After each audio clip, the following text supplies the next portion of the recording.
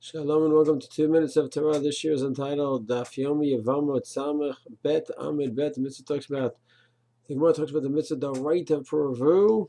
We pass in, of course, the Mitzvah to have a boy and a girl, and the Mitzvah Midrabanan to continue to have children.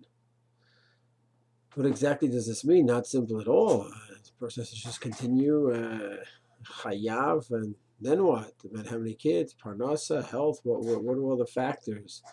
So just to give a little bit of an insight, of course it's a very big topic. Rav Moshe Feinstein wrote dozens and dozens of tshuva. He always wrote that with every tshuva, this is a specific tshuva to this question, and don't generalize. He was very, very sensitive in this area of the Mitzvah of Pru Urvu and Miniyat Harionim, when it may be possible for a couple not to be involved in Pru Urvu.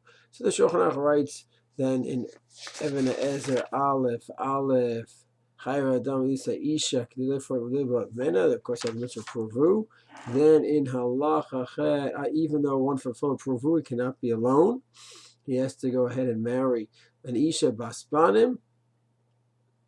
And to continue, he doesn't go into details. What does that mean? For how long? What if it's hard financially? He doesn't go into those details. The one who does elaborate a bit is the Aruch Hashulcha from a century ago, and he writes the following: that afilu yodei, let's say you know that you cannot have a child. Okay, lo yama below isha, a person should not be without a woman because it's not healthy to be alone. Hashem lo toviyot adam levado, so we should be married. That's a healthy state to be in, separate from Pru Urvu.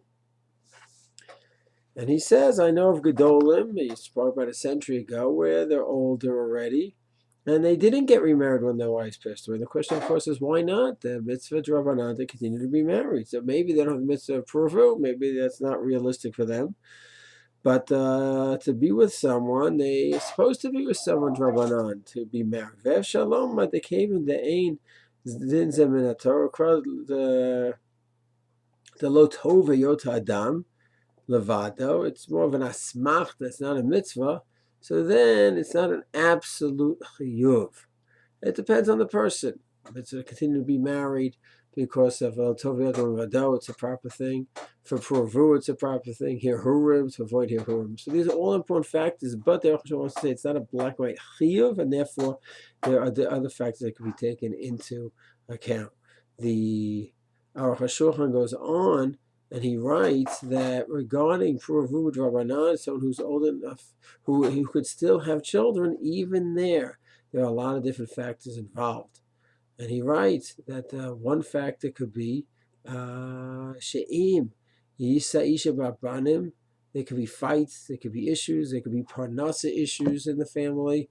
So the Aruch Hashulchan says is a very delicate issue. So it's very important, because I think sometimes in this area there are different extremes. You have those people that figure they can do family planning, get married, decide when to have children, when not to have children, like to switch off and on. And really, halachically, that's far from simple. The Mitzvah Midoraita has to be taken into account. Mitzvah Midrabanan has to be taken into account. On the other extreme, a person just thinks, keep having children, no matter what. The wife's not feeling well, there's pressure, no way to support the children. That's not simple either.